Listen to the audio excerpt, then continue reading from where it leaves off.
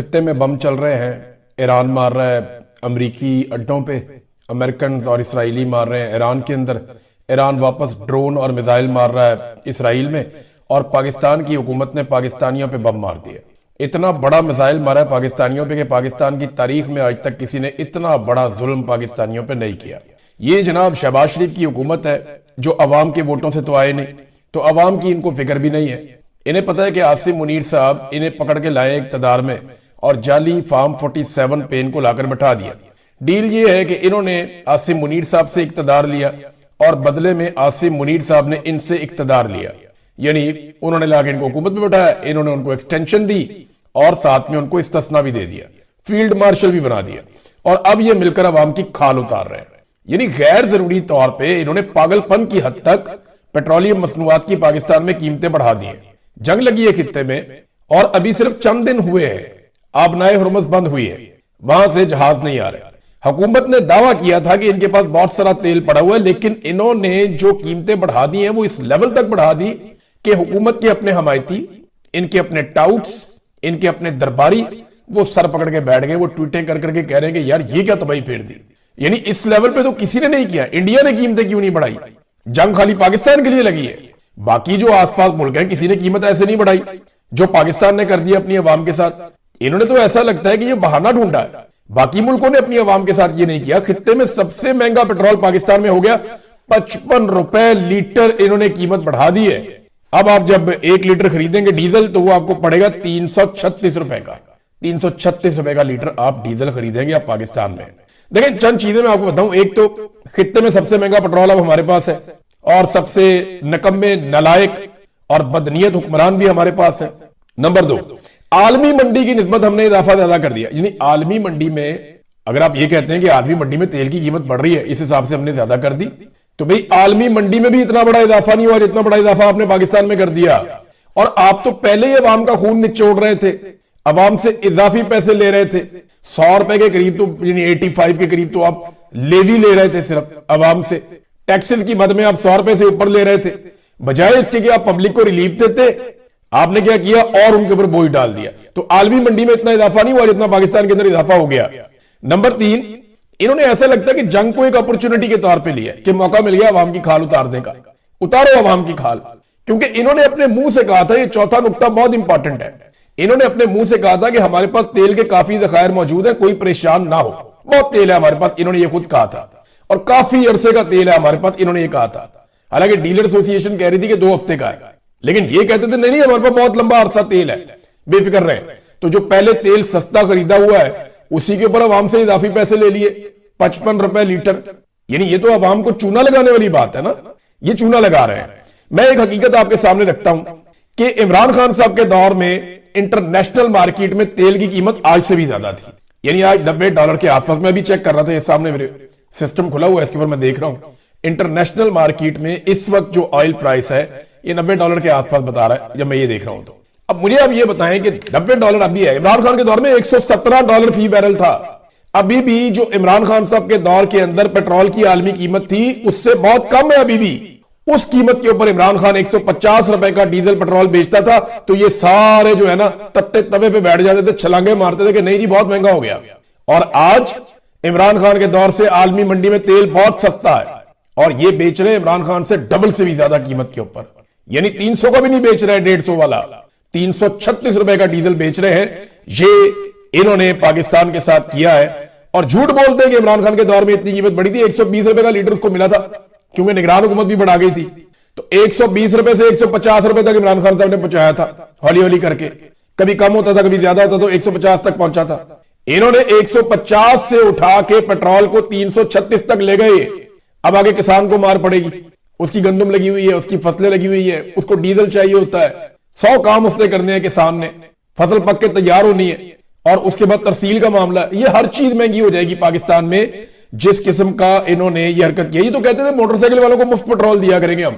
इनकी जलसों में आप तकरीरें उठा के सुने ना, ये आले शरीफ की और आले जरदारी की, और साथ में ये जो एक फौज ने बनाई थी पार्टी तरीके इस्तेकाम, इनकी तकारीर आप उठा के सुने। कहते थे जी हम जो बिजली कम इस्तेमाल करेगा 200-300 यूनिट उनकी बिजली मुफ्त, जो मोटरसाइकिल लेकर आएगा पेट्रोल पंप पे उसका पेट्रोल भी मुफ्त। ये मुफ्त पेट्रोल दे रहे हैं पाकिस्तानियों की, किसानों की, इन्होंने कमर तोड़ दी है। इमरान खान रशिया गया था सस्ता तेल लेने के लिए, लेकिन जनरल बाजवा को एक्सटेंशन चाहिए थी, तेल नहीं चाहिए था कौम के लिए। यानी इमरान खान ने कहा था ना कि सस्ता तेल लेने गया हूं रशिया में, तो इन्होंने कहा नहीं नहीं नहीं, पता नहीं कौन सी साजिश हो गई अमेरिकन की, उन्होंने इतने कान भरे, उन्होंने साइफर भेज दिया, इन्होंने जनाब यहां पे सारे जर्नैल राजी करके रजीम चेंज कर दिया कि मुझे एक्सटेंशन मिल जाएगी। वो लैटरीन जो डिगा पे होना, वो जिसको एक्सटेंशन पड़ी थी वो ओंडे मुंह लैटरीन में गिरा। अब उसका पता भी नहीं है, जिंदा है मर जाता है, उसके बारे में पता करने जाते हैं वो बताते ही नहीं है। फैमिली सोर्सेज से बात करते हैं, वो कहते हैं हमें बात करने की इजाजत ही नहीं है, पता नहीं उसके अंदर क्या मामला है। तो ये मेरी हमदर्दी है, कोई बंदा इस तरह चोट लग जाए तो, लेकिन मामला ये है कि उसको एक्सटेंशन चाहिए था ना, उसको सस्ता तेल नहीं चाहिए था। आज वाला भी वही कर रहा है और उस दौर वाला भी वही कर रहा था, इनमें कोई फर्क नहीं है, कोई फर्क नहीं है। महंगाई का तूफान आ जाए, अब आएगा, ये चूना लगाएंगे लोगों को। अब ये करेंगे क्या, मैं आपको ये बता देता हूं। इन्होंने तेल की कीमतें बहुत बढ़ा देनी है, आवाम को चूना लगा लेना है, सस्ता तेल जो खरीदा हुआ महंगा बेच देना है। जैसी सूरत थोड़ी सी कंट्रोल होगी, ये थोड़ा सा सस्ता करके आवाम पे आसान चढ़ा देंगे, क्योंकि इनसे कोई टारगेट पूरा नहीं हुआ। ये टैक्स इकट्ठा ही नहीं कर पा रहे, ये खसारे के अंदर हुकूमत जा रही है लगातार, कोई सरमायाकारी पाकिस्तान में नहीं आ रही। दहशतगर्दी की वजह से पाकिस्तान छोड़ के भाग रहे, पाकिस्तान में आने के लिए कोई तैयार नहीं है। इंटेलिजेंस का लगातार फेलियर हो रहा है, इदारे अपना काम कर ही नहीं पा रहे और बिला वजह के चौधरी बने हुए हैं। तो इन्होंने जो पाकिस्तान की हालत कर दी है, अब अवाम का खून निचोड़ेंगे तो पैसे, अब इनको ये देखे ना, डर फैला दिया इन्होंने कि जनाब पेट्रोल खत्म होने वाला है, पता नहीं कितने का हो जाएगा। तो इस डर की वजह से लोग बहुत ज्यादा पेट्रोल खरीदेंगे, गाड़ियां भरवाएंगे। इनको इस बात का आइडिया था कि एकदम बहुत बड़ी बिक्री होने वाली है पेट्रोल की, लिहाजा इन्होंने कहा पैसा बना लो इसमें भी। और अब ये पैसा बनाने का सारा खेल है। देखिए पाकिस्तान के साथ अमेरिका का क्या रवैया है, जिसके पास डोनाल्ड ट्रंप का फेवरेट फील्ड मार्शल है, जिसके पास आंखें मारने वाला, सलूट मारने वाला और चमकने वाला और चमकाने वाला वजीर आजम है फेवरेट डोनाल्ड ट्रंप का, वो जो है वो अमेरिका इजाजत नहीं देता। अमेरिका इजाजत किसको देता है? भारत को। अमेरिका ने भारत से कहा कि आप रशिया से तेल खरीद ले, सस्ता तेल, आप रूस से सस्ता तेल खरीदें 1 महीने तक, और उस तेल को अपनी रिफाइनरीज के अंदर लेकर आए और वहां से आप दुनिया को तरसील दें। यानी भारत ना सिर्फ रशिया से सस्ता तेल खरीद के लाएगा, यानी कल तक रूस का तेल अमेरिका कहता था कोई ना ले, अमेरिका पाबंदियां लगाता था कि रशिया का तेल कोई ना ले, कल तक अमेरिका ये कहता था। आज वही अमेरिका रूस के तेल की खुद मार्केटिंग कर रहा है। सबसे बड़ा बेनिफिशियरी तो फिर रशिया बन गया ना भाई। गल्फ के अंदर आबनाई हॉर्मस बंद हो गई, वहां से आप खुलवा नहीं पाए, अमेरिका ने पूरा जोर लगा के देख लिया, ईरान ने खुलने नहीं दी। जहां से सैकड़ों की तादाद में जहाज गुजरते रहते थे, वहां पे इक्का दुक्का गुजरते हैं, बहुत कम कोई जिनको ईरान इजाजत दे दे जाओ तुम चले जाओ, और तो वो किसी को जाने नहीं देते, जाने नहीं देते। चाइना को उन्होंने इजाजत दी है, पाकिस्तान को वो दे सकते हैं, पाकिस्तान उनसे बात कर सकता है। लेकिन भारत को अमेरिका ने कहा कि रशिया से तेल ले लो, सस्ता तेल, और उसको अपनी रिफाइनरीज में तैयार करके दुनिया को बेचो और बहरान को काबू करो, और भारत पैसा बनाएगा इसमें भी। तो अमेरिका किसका सका हुआ? फेवरेट फील्ड मार्शल इधर है, सस्ता तेल लेगा इंडिया और पैसा भी बनाएगा इंडिया।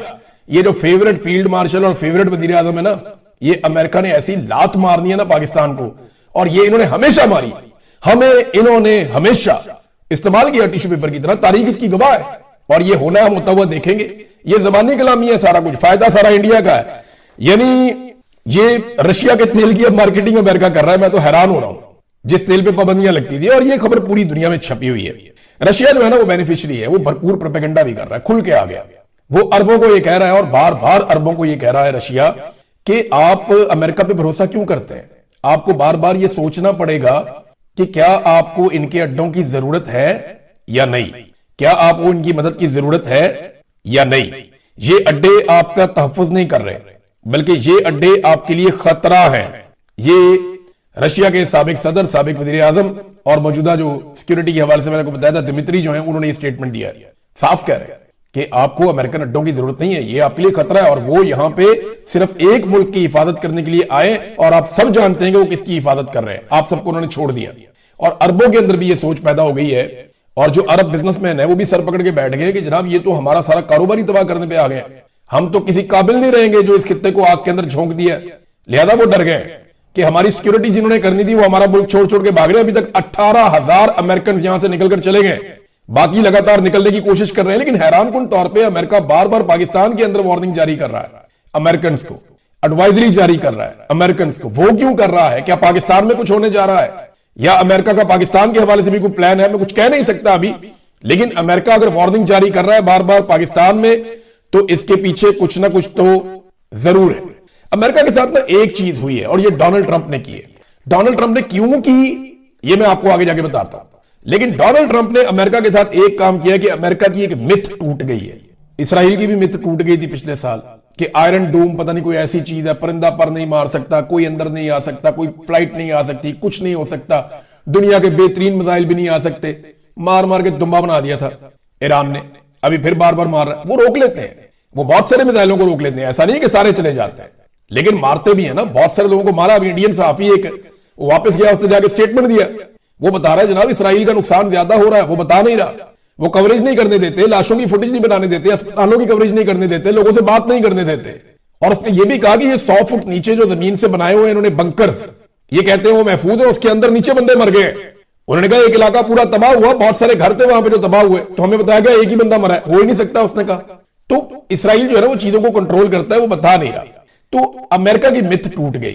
कल तक अमेरिका को समझा जाता था नाकाबिले तस्खीर कि इसको कोई जवाब नहीं दे सकता, इसके ऊपर कोई वापस अटैक नहीं कर सकता। अमेरिका के हथियार दुनिया के नंबर 1 हथियार है, वो के बहुत अच्छे हथियार है, लेकिन ये जो मिथ थी ना कि उनका मुकाबला करने के लिए दुनिया में कोई हथियार नहीं है, ये टूट गई।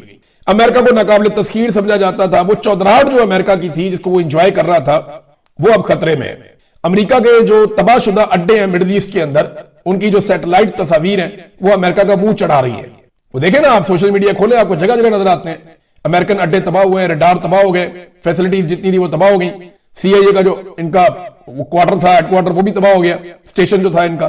तो अब ये हालत हो गई है कि ईरान ने चैलेंज कर दिया अमेरिका को कि हिम्मत है तो आबनाए मरकज में अपना बैरी जहाज भेज कर दिखाओ। 2 चैलेंजेस किए उन्होंने। अमेरिका कहता है हम ये आबनाए हुर्मुज को खुलवाएंगे, तो ईरान ने कहा आओ खुलवाओ, हिम्मत है तो आओ इधर। और अमेरिकन नहीं आ रहे, बल्कि वो भारत को कह रहे हैं कि रशिया से ले लो तेल, हम इधर नहीं आ रहे। ये मिथ टूट गई, अमेरिका की चौधराहट गई उसकी, और डोनाल्ड ट्रंप ने वार दी पकड़ के। ये अमेरिका के साथ डोनाल्ड ट्रंप ने बहुत बड़ी ज्यादती की है अमेरिकन के साथ और अमेरिका के साथ। ईरान अभी तक हमले कर रहा है, अमेरिका भी हमले कर रहा है। दूसरा, ईरान चैलेंज करता है कि हमारी जमीन पे उतर के दिखाओ, आना है तो आओ, फिर ऑन ग्राउंड आओ, फिर हम आपको बताते हैं। वो कहते हैं जी हमने नहीं आना। जो हमले हुए ना वो 3-1 के रेशो से हुए अभी तक, यानी जितना अमेरिका ने और इसराइल ने मारा है ना, उससे 3 गुना कम ईरान ने मिसाइल और ड्रोन फायर किए। 3-1 की रेशो है। मैं पहले 24, 48 या 36 घंटों की बात करते हैं, पहले 36 घंटे का डाटा मेरे पास है। उसमें यह हुआ था कि 3000 बम मारे हैं अमेरिका ने और इसराइल ने, जबकि 1000 उसके जवाब में ईरान ने मारे। अमेरिका और इसराइल के बम आकर लगते एक्यूरेटली, जबकि जो ईरान के बम है वो जाते हैं, उनमें से बहुत सारे जो है उनको रोक लिया जाता है, लेकिन बहुत सारे जाके लग भी जाते हैं। तो नुकसान तो हो रहा है और वो दिखाई भी दे रहा है। ईरान पर जो हमले हुए इसमें 1200 शहरी शहीद हो गए हैं, 13 मेडिकल सहूलतें तबाह कर दी गई हैं, यानी ये भी लिहाज नहीं किया जा रहा, ये जंगी जराइम में आता है। 20 तालीमी इदारे जो हैं वो तबाह कर दिए गए हैं। रेड क्रिसेंट के 9 पॉइंट्स को इसराइल ने तबाह कर दिया है, जहां पे लोगों को मदद देनी थी, जबकि 200 के करीब बच्चे भी शहीद हो गए। ये हो रहा। जो विल्सन ने एक इल्जाम लगाया, ये अमेरिकन सेनेटर हैं, आप जानते हैं इनको, इन्होंने इल्जाम लगाया कि वॉर क्रिमिनल प्यूटन अमरीकियों को कत्ल करने के लिए ईरान को इंटेलिजेंस फराहम कर रहा है, तो रूस को भी सबक सिखाया जाए। बात तो ठीक है, क्योंकि ईरान जितने एक्यूरेट अटैक कर रहा है, जैसे एग्जैक्ट उसको एक एक लोकेशन का पता होता है कि ये जनाब वो पॉइंट है जहां पे अटैक करना है, तो ये तो फिर चाइना और रशिया की मदद के बगैर नहीं हो सकता। इतना शानदार सैटेलाइट का निजाम ईरान के पास नहीं है। वो कहीं से पक्की इंफॉर्मेशन उनको मिलती है, टिप, उसके बाद वो अटैक करते हैं। तो ये वो कर रहे हैं। सीआईए स्टेशन तबाह हो गया है। इराक में भी ईरान ने अमेरिकी लॉजिस्टिक कंपनी है ब्राउन एंड रूट, उसके ऊपर हमला किया है। वहां बड़े पैमाने पर आग लगी हुई है, बहुत नुकसान हुआ उनका। और इसके अलावा ब्लूमबर्ग के मुताबिक $300 मिलियन मालियत का रेडार सिस्टम है खलीज के अंदर, वो भी तबाह हो गया है। ये उसकी फुटेज भी दिखा रहे हैं साथ में, ये ब्लूमबर्ग दिखा रहा है। और इसका एयर डिफेंस के लिए एक बड़ा कलीदी किरदार था। फिर कुवैत में अमेरिकी फौजी अड्डे की तबाही के सैटेलाइट मनाजर भी आ गए कि जनाब ये भी देख लें। फिर बगदाद इंटरनेशनल एयरपोर्ट के करीब अमेरिकी बेस है विक्टोरिया, उसके ऊपर हमला किया, वहां पे भी आग लगी हुई है, ये मनाजिर भी आ गए हैं। और यूएई में पैट्रियट डिफेंस सिस्टम को निशाना बनाने का एक बहुत बड़ा दावा सामने आया। ये पैट्रियट डिफेंस सिस्टम, ये दुनिया में 2-3 है जो दुनिया के टॉप के हैं। एक पैट्रियट है अमेरिकन, एक रशिया का S-400 है, वो एक और पे काम कर रहे हैं जो उससे भी जदीद है। चाइना का एक है बहुत लेटेस्ट, वो आने वाला है, उसके ऊपर भी वो काम कर रहे हैं। दुनिया के बेहतरीन यही सिस्टम है। वो कहते हैं यूएई के अंदर जो है ना वो पैट्रियट का एयर डिफेंस सिस्टम, उसको निशाना बनाने का दावा किया। कुछ वीडियोस और तस्वीर भी इसमें सामने आ रही है। अब ट्रंप ने ये अमेरिका के साथ क्यों करवा दिया? अमेरिका के साथ तो ये बहुत घिनौनी हरकत हो गई ना, चौधराहट ही गई। यानी एक ये मिथ बनी हुई थी ना, इसको नहीं गुमार सकता, इसको ना नहीं कर सकता कोई, इस पे अटैक नहीं किया जा सकता, भाई इस तक मिसाइल पहुंचते ही नहीं है, वो सारी टूट गई। भाई इसके अड्डे नहीं तबाह हो सकते, भाई इसके बहरी जहाज जो है ना वो नाकाबिले तस्खीर है, वो जहां चले जाए ये हो जाता है। डोनाल्ड ट्रंप ने ट्वीट किया, हमारा जा रहा है अब्राहम लिंकन, वो ये कर देगा वो कर देगा, वो नस गया पीछे दूर, वो रेंज से बाहर निकल जाता है कि हमने नहीं आना यहां पे। अब ईरान कह रहा है आओ ना यहां पे खुशबू लगा के इसमें आबनाए हुर्मुज़ में, वो नहीं आ रहे, उधर नहीं आ रहे। हो सकता है फ्यूचर में आए ईरान को बहुत बुरी तरह तबाह करने के बाद, लेकिन फिलहाल सूरत ये कि अमेरिका की मिथ टूटी है। जो ईरान से इतनी मार खा रहा है, अगर खुदा ना खास्ता कल को चाइना के साथ लड़ पड़ता है या रशिया के साथ लड़ पड़ता है तो क्या होगा इसके साथ। यह है सोचने वाली बात, अमेरिका के लिए भी, अमेरिकन के लिए भी। अब सालसी की कोशिशें हो रही है किसी तरह जो है वो अमन कायम किया जाए। इसमें जो लोग अभी तक इंपॉर्टेंट रोल प्ले कर रहे हैं मैं आपको बता देता हूं। एक तो इसमें चाइना का बड़ा इंपॉर्टेंट रोल है, उन्होंने सारे मुल्कों से राब्ता किया है, ईरान से भी राब्ता किया है, और इसमें रूस का भी किरदार है। रशिया ने ईरानी सदर से राब्ता किया और अपनी सपोर्ट का यकीन दिलाया, और रशिया पूरा खुलकर सपोर्ट कर रहा है इस वक्त ईरान को, जबकि चाइना भी ईरान को सपोर्ट करता है, उसकी खुद मुख्तारी को सपोर्ट करता है और उसके दिफा करने को भी सपोर्ट करता है। फिर एक दो यूरोपीय ममालिक हैं वो भी इस मामले के अंदर अपना रोल प्ले कर रहे हैं।